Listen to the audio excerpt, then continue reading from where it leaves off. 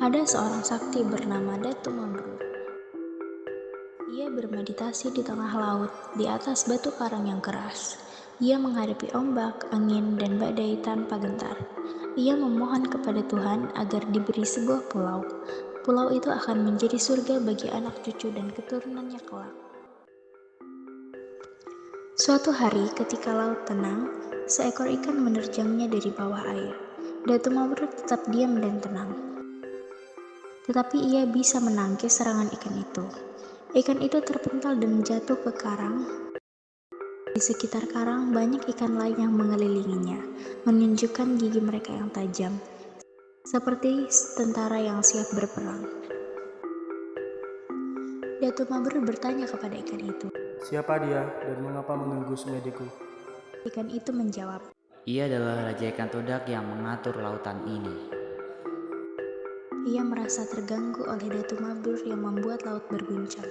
Ia memutuskan untuk menyerang Datu Mabrur, tetapi ia kalah. Tolong bebaskan aku dari karang ini, lalu dilepaskan ke lautan. Aku berjanji jika Datuk Mabrur menolong aku akan memberikan berbagai macam, seperti membuat istana bawah laut, mengajak berkeliling dunia, dan masih banyak lagi. Datu Mabrur menolak tawaran itu. Aku hanya punya satu keinginan, yaitu mendapatkan sebuah pulau untuk keturunanku nantinya. Raja Ikan Todak bersumpah. Aku akan memerintahkan rakyatku, semua makhluk yang hidup di laut dan samudera, untuk mewujudkan impian Datuk Mabrur.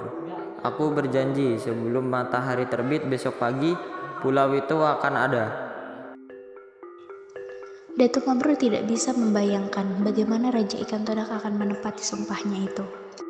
Aku berharap aku dan Raja Ikan Todak membuat perjanjian bahwa kita harus bersatu, bekerja sama, dan saling membantu hingga anak cucu kita. Raja Ikan Todak setuju. Dengan hati-hati Datu Mabrur melepaskan tubuh Raja Ikan Todak dari karang, lalu mengusapnya dengan lembut. Ajaib, seketika darah dan luka di seluruh tubuh Raja Ikan Todak itu hilang. Kulitnya licin lagi seperti semula, seolah tidak pernah terluka. Ikan itu menggerak-gerakkan sirip dan ekornya dengan senang hati. Dengan lembut dan penuh kasih sayang, Datu Mabrur mengangkat Raja Ikan Todak itu dan melemparkannya ke laut. Banyak ikan yang tadi mengelilingi karang, kini berenang mengikuti Raja Ikan Todak melompat-lompat dengan gembira. Sebelum tengah malam, sebelum waktu meditasinya selesai, Datu Mabrur dikejutkan oleh suara gelombang yang datang dari dasar laut. Apa yang terjadi? Suara apa itu? Gemuruh itu pelan, tapi pasti.